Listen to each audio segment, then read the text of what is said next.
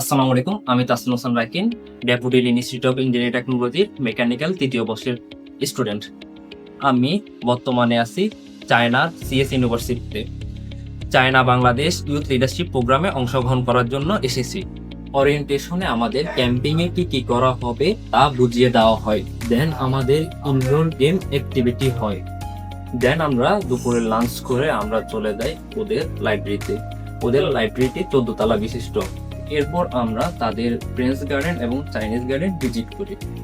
Camping এর second ডেতে doctor ব্ল্যারি আমাদেরকে হিস্টোরিক্যাল প্লেসগুলো সম্পর্কে ধারণা দেন। তার সাথে আমরা ক্লাস শেষ করে কুম্ফু ক্লাস অংশগ্রহণ করি। এরপর দুপুরে লাঞ্চ করে আমরা কুম্পুর উৎপত্তি স্থলে শাওলিং টেম্পলে যাই। ওইখানে গিয়ে আমরা সর্বপ্রথম কুম্ফু শো দেখি। এরপর আমাদের গাইড আমাদেরকে পুরো স্থান ভিজিট করায় এবং কুম্পুর ঐতিহ্য এবং ইতিহাস সম্পর্কে আমাদেরকে অবহিত করে।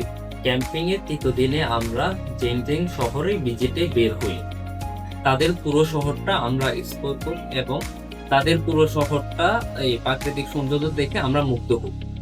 এরপর আমরা সন্ধ্যায় তাদের পিৎজা মেকিং প্রোগ্রামে অংশগ্রহণ করি এবং আমরা নিজ হাতে পিৎজা তৈরি করি। এখানে আমাদের সাথে অনেক ফরেনার স্টুডেন্টরাও ছিল। ক্যাম্পিং এর ডে পরে আমরা সকালের নাস্তা করে তাদের চাইনিজ ল্যাঙ্গুয়েজ ক্লাসে আমরা অংশগ্রহণ করি। সেখানে আমরা ভাষা শেখার পাশাপাশি একটি ইনডোর গেমস খেলি। সেদিন আমরা লাঞ্চের পরে তাদের ট্রেডিশনাল কালচার এক্সপিরিয়েন্স করি। সেখানে আমরা কাপড়ের প্রিন্ট, কাগজের ড্রয়িং, তাদের ঐতিহাসিক মশলা দিয়ে আমরা সুগন্ধ তৈরি করি।